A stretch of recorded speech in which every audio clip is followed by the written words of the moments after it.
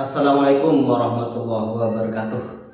Selamat bergabung bersama kami di Balai Farm Channel, tempat berbagi ilmu dan pengalaman bertani. Pada video sebelumnya saya sudah membagikan bagaimana cara pengendalian hama kutu putih dan juga pengendalian hama trip. Jadi bagi yang baru bergabung silahkan kalian bisa tonton bagaimana cara pengendalian hama-hama yang sudah saya sebutkan tadi, yaitu kutu putih dan hama trip. Nah, pada video kali ini saya akan membahas bagaimana cara pengendalian hama apit atau yang disebut dengan kutu daun. Nah, kutu daun itu sama-sama berbahaya seperti halnya trip dan kutu putih. Dia sama-sama merusak tanaman. Dia sama-sama menyerang bagian daun dan juga pucuk tanaman atau di daerah batang-batang muda. Ada dua kerusakan atau menyebabkan dua kerusakan, jenis kerusakan yang disebabkan oleh apit atau yang disebut dengan kutu daun ini. Yang pertama yaitu serangan secara langsung. Serangan secara langsung yaitu daun akan menjadi keriting, muncul bercak-bercak kuning, percabangan terganggu, dan tanaman menjadi stagnan atau menjadi kering. Itulah dampak secara langsung yang disebabkan munculnya apit atau kutu daun ini. Nah, sementara serangan secara tidak langsung, apit ini itu menghasilkan embun madu atau cairan manis yang menjadikan tempat sarang semut. Jadi biasanya di mana ada apit di situ ada semut. Jadi kehidupan apit dengan semut itu yaitu simbiosis mutualistik. Semut memakan embun madu, sementara adanya semut itu membantu apit selamat dari musuh-musuh mereka. Jadi semakin banyak populasi apit di lahan kita, maka embun madu akan semakin banyak dan menutup permukaan daun, dan itu akan berpotensi muncul yang namanya cendawan jelaga atau yang disebut dengan jamur jelaga. Jamur jelaga ini sangat berbahaya sekali karena dia sangat mengganggu pertumbuhan tanaman, atau daun akan menjadi hitam kemudian gugur, dan ketika tidak diatasi secara tepat nanti tanaman kita bisa mati. Jadi apit ini bukan hanya sebatas merusak saja, tapi dia juga berpotensi mendatangkan virus seperti yaitu virus potato, terus yellow virus, atau daun menjadi kuning. Itu bisa saja karena adanya apit ini tidak segera diatasi. Nah, apit itu biasanya dia sukanya ada di daerah-daerah pucuk, dan sebagian lagi juga ada di daerah daun paling bawah. Apit sama halnya dengan hama trip, dia memiliki kemampuan aseksual, atau apit ini bisa berkembang biak, bisa menghasilkan telur dengan cara aseksual, artinya tidak butuh proses kawin, dia sudah bisa menghasilkan telur, dan sebagian lagi memang melakukan proses kawin untuk menghasilkan telur. Nah, apit juga bisa membuat dirinya bersayap, artinya ketika di suatu lahan populasi apit itu banyak, maka nanti apit itu akan membuat sayap, sebagian itu akan membentuk sayap untuk mempermudah mereka untuk melakukan migrasi terhadap tanaman yang lain. Jadi ketika di tanaman sudah terserang, kalau tidak diatasi maka nanti apit itu bisa menyerang tanaman yang lain, yaitu dengan tadi apit itu mengubah dirinya dengan bentuk sayap.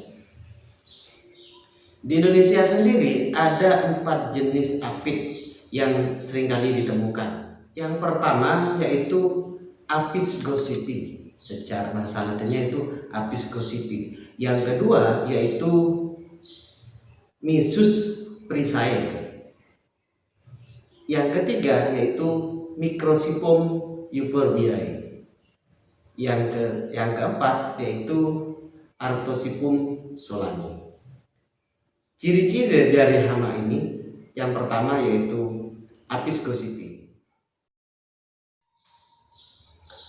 Apis gossypi yaitu memiliki bentuk kepala dan antena tubercle itu kelihatan agak rata. Ukuran badannya itu bulat, dan jika dibandingkan dengan hama apit yang lain, panjang antenanya itu lebih pendek. Terus warna tubuhnya itu biasanya berubah-ubah. Kadang dia berwarna kuning, kadang dia juga berwarna hijau, bergantung pada lingkungan. Perubahan warnanya itu tergantung pada lingkungan. Yang kedua yaitu Mysus priscisae atau yang disebut dengan kutu daun persik. Nah, hama ini ukurannya lebih kecil ketimbang hama yang lain. Terus dia memiliki kemampuan yaitu bersifat partenogenesis atau berkembang dengan secara aseksual. Terus serangga dewasa ada yang bersayap, ada yang tidak bersayap untuk Mysus priscisae ini. Yang ketiga yaitu Microsipum euphorbiae, bentuk kepala dan lekuk hampir membentuk huruf V. Ukuran dan bentuk badannya itu lebih besar ketimbang apit yang lain. Hama ini dia sukanya tinggal di daerah pucuk atau di daun muda. Namun ketika sudah berkembang biak, dia akan berpindah ke daerah bawah atau di daun paling bawah. Yang keempat ini Arctosipum solani. Nah, ciri-ciri Arctosipum solani ini hampir mirip dengan Microsipum euphorbiae, hanya di bagian dari kornolinya itu tidak berbulu. Nah, Arctosipum solani itu banyak ditemukan pada musim penghujan. Umumnya apit ini ditemukan pada musim-musim kemarau dan populasinya tidak terlalu banyak. Dari sekian jenis apit yang sudah saya jelaskan, yang sudah saya perlihatkan gambarnya ini, itu semuanya sama-sama merugikan tanaman kita. Jadi harus segera diatasi, baik yang Apis gossypi maupun yang lainnya itu harus segera diatasi. Jangan sampai populasinya itu meningkat dan nanti bisa menyebabkan tanaman kita itu gagal panen. Nah, bagaimana cara penanganannya? Nah, cara penanganannya untuk apit ini sama halnya dengan penanganan hama trip dan juga hama kutu putih. Yang pertama yaitu kalian bisa melakukan dengan proses penyemprotan insektisida nabati. Seperti sudah saya jelaskan, banyak sekali keunggulan penggunaan insektisida nabati ini. Selain mengusir hama, juga membuat tanaman kita menjadi kebal terhadap serangan hama yang lain dan juga meningkatkan imunitas pada tanaman itu sendiri. Yang kedua yaitu melakukan proses pengendalian mekanik atau yang disebut dengan pangkas di daerah tanaman yang terinfeksi hama apit. Jadi dipangkas saja atau dipotek saja, kemudian dibakar. Karena seperti yang saya jelaskan tadi, bahwa apit ini juga punya kemampuan mengubah dirinya dalam bentuk bersayap. Jadi apit kadang ketika populasinya banyak dan untuk melakukan proses migrasi ke tanaman yang lain, dia mengubah dirinya dengan bentuk bersayap. Jadi kalau hanya dibuang saja, nanti bisa berpindah lagi ke tanaman kita. Jadi mending dipotek lalu dibakar. Nah, yang selanjutnya kalian bisa menggunakan sistem sterilisasi lingkungan. Apit ini kan kebanyakan sukanya hidup di daerah-daerah bawah juga. Jadi ketika banyak rumput liar di daerah tanaman itu sangat berpotensi untuk perkembangan apit. Jadi harus dibersihkan.